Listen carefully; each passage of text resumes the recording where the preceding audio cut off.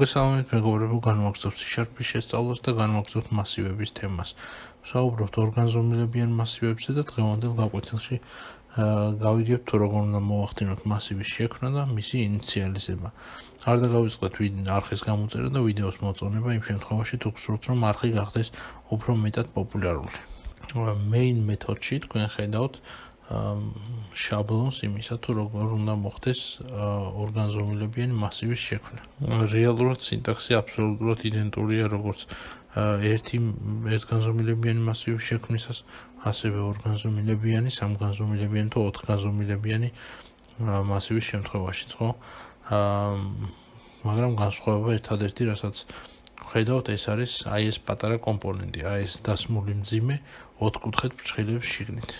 იმ შემთხვევაში თუ თქვენ წინა გაკვეთილი არ გიყურებიათ და არ გაქვთ თეორიული წარმოდგენაც კი იმის შესახებ რა არის ორგანზომილებიანი მასივი, აუცილებელია რომ წინა გაკვეთილი ნახოთ და გაიაზროთ, რასაც იქ ვსაუბრობ, რადგან დაახლოებით მსგავს მასივს შევქმნით, დაახლოებით კი არა იგივე მასივს შევქმნით, რასაც თქვენ ახლა ხედავთ ეკრანზე და რაზედაც თეორიულად გქონდა მსჯელობა წინა ლექციაში.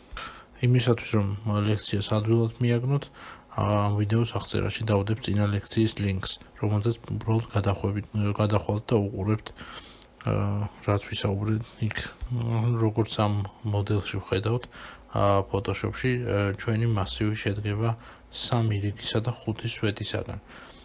შესაბამისად, ჩვენთვის აბსოლუტურად არ აქვს მნიშვნელობა ამ შემთხვევაში თვითონ ამ მასივში ეს რიცხვები ეწერება თუ არა, მაგრამ მოდი ჩვენ ზომა მასივისა, ჩვენი ორგანზომილებიანი მასივის ზომა დავტოვოთ იგივე და შევქმნით მასივის 3/5-ზე. ანუ მასივი შემდგარი 3 რიგისგან, და 5 სვეტისგან. ანუ Y ღერძის მიმართულებით ჩვენ ხედავთ ვერტიკალზე 3 ცალ სვეტს, ხოლო X ღერძის მიმართულებით ჰორიზონტალზე ვხედავთ 3 ცალ რიგს უпростоრედ და X ღერძით ჰორიზონტალზე ვხედავთ 5 ცალ სვეტს. ორივე ეს გადანომრილია შესაბამისი ინდექსებით. როგორც უკვე აღნიშნეთ, ხედავთ ჩვენს main მეთოდში დაწერილია მასივის ორგანზომილებიანი მასივის შექმნის შაბლონი. რეალურად დარწმუნებული ვარ გეცნობათ, იმიტომ რომ აბსოლუტურად იგივენაირად იგივე მაგალითს ვიყენებდით, იგივე შაბლონს ვიყენებდით უბრალოდ როცა ერთგანზომილებიან მასივს ვქმნით, მაგრამ განსხვავება ეს არის ამ დასმულ მძიმეში, როგორც აღნიშნე. ეს მძიმე, ერთი ცალი დასმული მძიმე პასუხისმგებელია იმაზე, რომ ჩვენი მასივი იყოს ორგანზომილებიანი. თუ ავდგებით და დავსვათ 2 ცალ მძიმეს, ეს უკვე ნიშნავს, რომ ჩვენ სამგანზომილებიან მასივს ვქმნით. თუ დავსვათ 3 ცალ მძიმეს, 4 განზომილებიან მასივს და ასე შემდეგ. მაგრამ ჩვენ ამ შემთხვევაში ისინი არ გვაინტერესებს, ჩვენ ეხლა მუშაობთ ორგანზომილებიან მასივზე, ამიტომ დავტოვოთ ერთი ცალი მძიმე. ჩვენ ხედავთ, რომ პირველი რაც უნდა მივუთითოთ ამ მასივის შექმნისას, ეს არის მონაცემთა ტიპი. მოდი ამ შემთხვევაში სიმარტივისთვის მივუთითოთ ჩვეულებრივად int ტიპის მონაცემები. ანუ მთელი რიცხვებისთვის შევქმნოთ მასივი. ხო, მასივისთვის აბსოლუტურად არ აქვს მნიშვნელობა შენ რომელ ტიპს მიუთითებ აქ. შეგვიძლია მივუთოთ int, double, float და ასე შემდეგ. ნებისმიერ არა მარტო რიცხვითი, არამედ შეგვიძლია მივუთითოთ string ტიპის მასივი და ტექსტური მასივი და ჩვენ ეს მაგალითიც ვნახეთ წინა გაკვეთილებში. აგრეთვე არ აქვს მნიშვნელობა და შეგვიძლია რომ ჩვენ მიერ შექმნილი ტიპი მივუთითოთ ამ მასივს. მაგალითად, კლასის სახით შევქმნათ რაიმე ობიექტი, კლასში გამოვაცხადოთ ჩვენი მონაცემთა ტიპი და რომელიც პასუხისმგებელი იქნება რომ გარკვეული სახის ობიექტები შეინახოს და ამ ტიპის მასივს შევქმნით და ის პასუხისმგებელი იქნება რომ გარკვეული სახის ობიექტები შეინახოს, მაგრამ ჯერ ჩვენ არ ვიცით ეს კლასები და ობიექტები რას ნიშნავს, ეს მომავალი საუბრების თემა არის. ახლა კი მოდი უბრალოდ დავწეროთ int. მონაცემთა ტიპის მითითების შემდეგ დავსვათ 4 ფრჩხილები. თუ დავსვათ 4 ფრჩხილებს და მივუთითებთ ეგრევე მასივის სახელს და დავსვათ წერტილმძიმეს, მასივს დავარქვათ myArray პირობითად, ასეთ შემთხვევაში ჩვენ ვქმნით ერთგანზომილებიან მასივს. თუ 4 ფრჩხილებში ჩავწერთ მძიმეს, ეს უკვე ნიშნავს იმას, რომ ჩვენ ვქმნით ორგანზომილებიან მასივს. ხო, დავსვავთ წერტილმძიმეს და შეიძლება ითქვას, რომ ჩვენი მასივი შექმნილია. ჩვენი მასივი შექმნილია, მაგრამ ეს ჩვენ ოპერატიულ მეხსიერებაში ამ მასივისათვის ადგილი არ არის გამოყოფილი. ანუ ფაქტობრივად ჩვენი მასივი არც არსებობს. ანუ ჩვენ შევქმნით მხოლოდ shortcut-ი, რომელსაც არსად არ მივყავართ. არადა ჩვენ ვიცით, რაც უნდა გავაკეთოთ, ჩვენ უნდა შევქმნით shortcut-ი, რომელსაც გადავყავართ ოპერატიული მეხსიერების კონკრეტულ ადგილამდე, სადაც რეალური მონაცემი ინახება. იმ შემთხვევაში თუ მე აი ამ მასივს, რომელიც ახლა აქ შევქმნი, მივმართავ და შევეცდები, რომ მას რაიმე გავუკეთო, მივიღებ null reference exceptions, რომელიც გვეუბნება, რომ ეს მასივი არაფერს არ უყურებს ჩვენს ოპერატიულ მეხსიერებაში. არამედ არსებობს უბრალოდ ცარიელი shortcut-ის სახით. როგორც აი აპლიკაციას რომ წავშლით ხოლმე ზოგჯერ და shortcut-ი რჩება desktop-ზე და აი ამ shortcut-ს რეალურად სადღაც უნდა გადავყავდეთ მეხსიერებაში და ჩვენს ჩაწერილ პროგრამაში, მაგრამ ეს shortcut-ი არსებობს shortcut-ისთვის, ხო? მხოლოდ და არანაირ ფუნქციას არ ასრულებს. დაახლოებით აი ესეთ მდგომარეობაში არის ახლა ჩვენს მიერ შექმნილი მასივი. იმისათვის რომ ოპერატიულ მეხსიერებაში გამოვყოთ შესაბამისი ადგილი ამ მასივისთვის, ვიქცევით ზუსტად ისე, როგორც ვიქცეოდით ერთგანზომილებიანი მასივების შემთხვევაში. ანუ ამ ჩვენი int myArray-ის გვერდით ვწერთ ტოლობას, ვწერთ დარეზერვებულ სიტყვა news, რომელიცაც ევალება, რომ მასივში ოპერატიულ მეხსიერებაში გამოყოს ადგილი და ვუთითებთ მონაცემთა ტიპს. მონაცემთა ტიპი აუცილებლად უნდა ემთხვეოდეს ჩვენს მიერ პირველად შექმნილ მონაცემთა ტიპს. ანუ ამ შემთხვევაში უნდა იყოს int-ი. იმ შემთხვევაში თუ არ იქნება int-ი, ჩვენი Visual Studio გააწითლებს და მოხდება error-ი. აქედან გამომდინარე დავწეროთ new int და დავსვათ 4 ფრჩხილები. თუ ერთგანზომილებიანი მასივის შემთხვევაში აი ამ 4 ფრჩხილებში ვწერდით ერთ ცალ მონაცემს, ერთ ცალ რიცხვს, რომელიც მასივის ზომის გამოხატველი იყო, აქ უკვე უნდა ჩავწეროთ ორი ცალი რიცხვი, ანუ ის რიცხვები, რამდენი რიგის გვექნება ამ მასივში და რამდენი სვეტის გვექნება. და უნდა გამოვყოთ ეს რიცხვები ერთმანეთისგან მძიმით. აქედან გამომდინარე დაისვა აი ეს მძიმე თავში, რომელზეც გვქონდა საუბარი. თუ ჩავხედავთ ჩვენს მასივს, რომელიც Photoshop-ში დავხატეთ, ის გვეუბნება, რომ უნდა გქონდეს 3 სვეტი და 5 რიგი. დავსვათ 3-იანი, მძიმე 5-იანი. ყველაფერი გასწორდა, error-ს აღარ აჩვენებს. აქ ამ ჩანაწერიდან გამომდინარე, ჩვენს ოპერატიულ მეხსიერებაში წარმატებით გამოიყო ადგილი ორგანზომილებიანი მასისთვის 3 რიგით და 5 სვეტით. თუ დავსვათ console readlines და console readlines-ზე დავსვათ გაჩერების წერტილს და გავუშვებთ და შევხედავთ ამ ჩვენს მასივს, ჩვენ დავინახავთ, რომ მასივი შექმნილი ოპერატიულ მეხსიერებაში მასივი მთელი რიცხვებისთვის 3 რიგი და 5 სვეტი. თუ ჩამოვშლით, დავინახავთ, რომ აი აქ მითითებული არის 2 ინდექსი და ყველას მნიშვნელობა, ანუ 2 ინდექსი 1 რიგებისთვის, მეორე სვეტებისთვის, ანუ 0 0 0 1 0 2 0 3 0 4 და ასე შემდეგ. 1 0 1 1 ვხედავთ, ხო, როგორც არის ჩამოშლილი. და ყველა ამ მნიშვნელობაში ჩაწერილი არის მნიშვნელობა 0.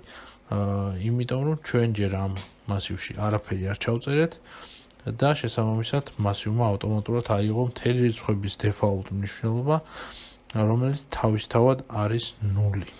მოდი ახლა ავდგეთ და აი ჩვენ ორგანზომილებიანი მასივიდან გამოვიტანოთ რაღაცა რიცხვი. დავწეროთ console write-line-ი და მივუთითოთ ესეთი რაღაცა myArray 4 ფრჩხილები და თუ გვახსოვს, რომ ჩვენ ერთგანზომილებიან მასივთან მუშაობისას უთითებდით ერთ ცალ რიცხვს, ანუ იმ ინდექსს, რამ ინდექსის გვინდოდა რომ დაგვებეჭდა, ეხლა უთითებთ ორ ცალ ინდექსს. მაგალითად, თუ ჩვენ გვინდა რომ პირველ რიგში არსებული რიცხვი ანუ დავბეჭდოთ, ჯერ უნდა მივუთითოთ პირველი რიგის ნომერი, ხო? პირველი რიგი კი ჩვენ ვიცით, რომ ინახება ინდექსზე 0. აქედან გამომდინარე, რომ წერთ 0-იანს, ამის შემდეგ გვინდა რომ მივუთითოთ სასურველი სვეტის ნომერი. თუ დავუშვათ პირველ რიგში მეორე სვეტზე გვინდა რომ რიცხვები დავწეროთ, აქედან გამომდინარე უნდა მივუთითოთ კოორდინატი 1, ანუ ერთიანი, იმიტომ რომ ვიცით რომ სვეტები, ასე ვთქვათ, სვეტის ინდექსი თუ გვინდა მეორე სვეტი ავიღოთ, უნდა მივხვდეთ ერთიანი, ხო, იმიტომ რომ ინდექსების ათვლა იწყება ნულიდან. ხო, მოდი გავუშვათ ეს კოდი.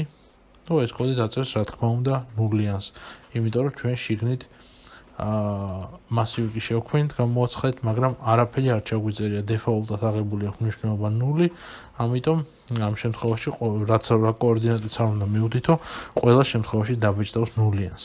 თუ ყველა შემთხვევაში დაბეჭდავს ნულიანს, ჩვენ ვერ მივხვდებით ჩვენი პროგრამა სწორად მუშაობს თუ არა. აქედან გამომდინარე, მოდი სანამ დავბეჭდავთ ჩვენს მონაცემს, რომელიც მდებარეობს კოორდინატებზე 0, 1, თავიდან მოვათავსოთ აი ამ 0-ში რაიმე მნიშვნელობა. შესაბამისად მივმართოთ console write line-ის ზევით დავწეროთ myArray კოორდინატებით 0, 1 და უდრის 99-ს. შევინახოთ აი ამ კოორდინატებზე მნიშვნელობა 99. იმ შემთხვევაში თუ შევინახავთ და აი ახლა გავუშვებთ ჩვენს კოდს, დავინახავთ რომ კი ბატონო 0-1-ზე 0-1-ის დაბეჭდვის შემთხვევაში მივიღებთ იმ ელემენტს, რა ელემენტიც ამ კონტეინერში არის მოთავსებული და ეს არის 99. მოდი ახლა შევხედოთ დებაგერშიც იგივე პროცესს, ხო? სადაც უთითებთ 99-ს, იქ დავსვათ გაჩერების წერტილი და გავუშვათ ჩვენი პროგრამა. თუ შევხედავთ ჩვენს myArray-ის ცვლაც, ყველგან 0 არის, იმიტომ რომ ჯერ არ შესრულებულა მინიჭების ოპერაცია, თუ გადავალთ ერთი ნაბიჯი წინ და ახლა შევხედავთ, ერთ-ერთი ჩვენი მონაცემი უნდა იყოს 99. შესაბამისად, აი ხედავთ რომ მეორე მონაცემი, ანუ კოორდინატებით 0, 1 უკვე უდრის 99-ს. ხო, მოდი ახლა ესეთი რაღაცა განვიხილო. ჩვენ ამ მასივში გვაქვს მხოლოდ 3 რიგი და 5 სვეტი.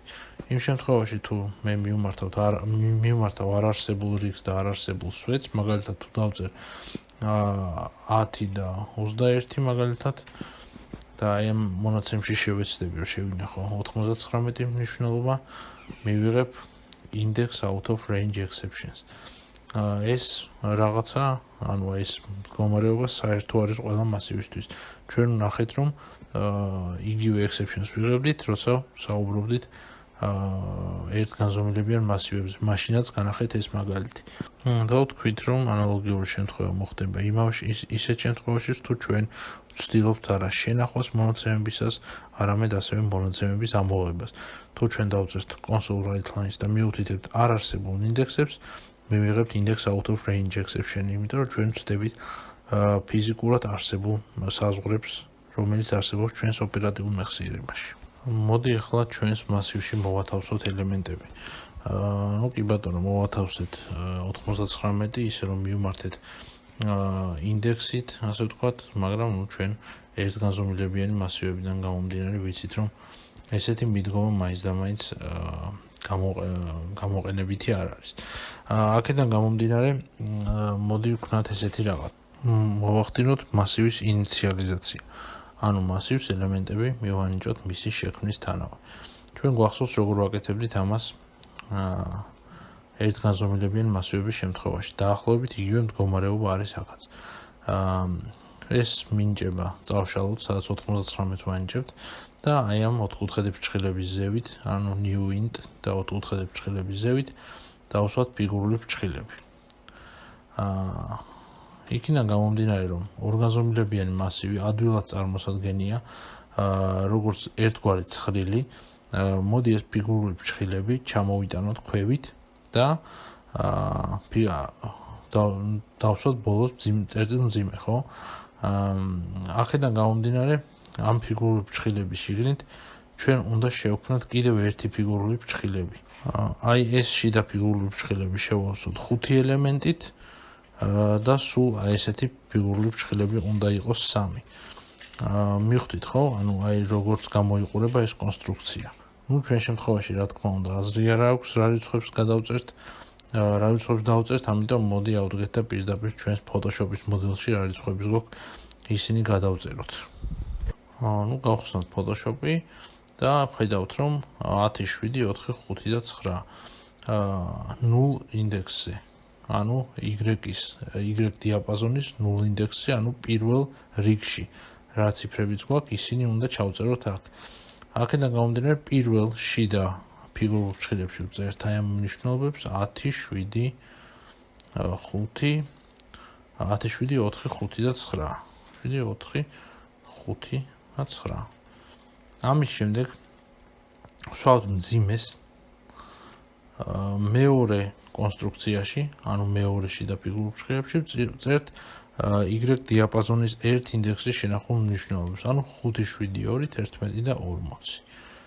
5, 7, 2, 11 და 40. ვსვავთ ისევ მძიმეს და იგივეს ვაკეთებთ მესამე რიგის შემთხვევაში. 4, 7, 21, 35 და 34, 75. 4, 7, 21, 34 და 75. აქ უკვე მძიმის დასმა აღარ არის საჭირო, იმიტომ რომ იმის ქვევით კონსტრუქცია აღარ იქნება. თუ აი ეს იქნებოდა არა 3, არამედ 4, ანუ 4 სვეტი ექნებოდა, 4 რიგი ექნებოდა უпростоრედ, ეს გააწითლებდა და მოგთხოვდა რომ აქ კიდე ერთი მსგავსი კონსტრუქცია დაგვეწერა. აი ესე ხდება მასივის ინიციალიზება მისი შექმნის თანავე. მიაქციეთ ყურადღება რომ აი სადაც შევქმნით ასე ვთქვათ მივანჯათ მნიშვნელობები, იმის ქვევით ბეჭდვის კოდი, რომელიც წინა მაგალითზე გამოვიყენეთ, ისევ დაგვჭა, ხო? რომელიც ბეჭდავს console write line my array 0 და 1, ხო? შესაბამისად, აი ამ შემთხვევაში უკვე მინიჭებული ახალი მონაცემები და აი ამ კონსოლმა უნდა დაბეჭდოს ახლა ის ელემენტი, რომელიც შენახული არის პირველ რიგში, ანუ აი აქ სულ ზევით მეორე სვეტში, ანუ ინდექსით ნომერი 1. აქედან გამომდინარე, უნდა დაიბეჭდოს 7-იანი. მოდი გავუშვათ და ვნახოთ. დიახ, გავუშვით და ნახეთ, რომ კონსოლი წარმატებით ბეჭდავს 7-იანს. ხო, კიდე ერთი მნიშვნელოვანი ნიუანსი, რომელიც ჩვენ ერთგანზომილებიან მასივებთან საუბრისასაც გავამახვილეთ. ჩვენ აქ წინასწარ ვუთითებთ მასივის ზომას, თუ რა ზომისა უნდა იყოს, ანუ 3-იანს და 5-იანს, ხო? იმ შემთხვევაში თუ ჩვენ წინასწარ არ გვეცოდინება ეს მასივი რა ზომის არის, ჩვენ ვიცით, რომ ჩვენ შეგვიძლია სტატიკურად არც მივუთითოთ ამ მასივის ზომას. ეს მასივის ზომა. აქედან გამომდინარე, აი ეს მონაცემები უბრალოდ წავშალოთ, სადაც ინდექსებს სადაც ვუთითებთ და დავსვათ უბრალოდ მძიმე. ესეთ შემთხვევაში ჩვენი პროგრამა თავისით მიხვდება თუ რა ზომისა უნდა იყოს და რა ზომის ადგილი უნდა გამოყოს ოპერატიულ მეხსიერებაში. აი აქ ქვევით გადაცემული ელემენტებიდან გამომდინარე. ხო, კიდე ერთი მომენტი, აი ეს მასივების შემთხვევაში, როცა მუშაობთ მასივებზე, ჩვენ შეგვიძლია აი ეს new int-ი 4-კუთხედი ფრჩხილები და მძიმე, აი ეს საერთოდ წავშალოთ. დავწეროთ უბრალოდ ტოლობის ოპერატორი და შემდეგ ქვევით მივანიჭოთ სასურველი მნიშვნელობები ამ ჩვენს მასივს. თუ ამას გავაკეთებთ, ეს არ ნიშნავს იმას, რომ ოპერატიულ მეხსიერებაში ადგილი აღარ გამოიყო, რადგან new-ს აღარ ვწერთ, ეს არ ნიშნავს იმას, რომ ოპერატიულ მეხსიერებაში ადგილი აღარ გამოიყო, ყველაფერი მუშაობს ზუსტად ისევე, როგორც წინა შემთხვევაში. მაგრამ ჩათვალეთ, რომ ასე ვთქვათ, პროგრამამ თავად გამოყო ეს ოპერატიული ადგილი თქვენს მაგივრად. ხო, ესეთ ჩანაწერით შეგიძლიათ გააკეთოთ და ეს ვნახეთ ჩვენ ერთგანზომილებიანი მასივზე საუბრისასაც. დღეს კი მოდი ამით დავასრულოთ, ვისწავლეთ როგორ მოვახდინოთ ორგანზომილებიანი მასივის ინიციალიზება. ვფიქრობ საინტერესო ლექცია გამოგვივიდა, თუ მოგეწონათ, მოიწონეთ ვიდეო, დაალაიქეთ და გამოიწერეთ არხი. მე კი დაგემშვიდობებით და გისურვებთ წარმატებებს.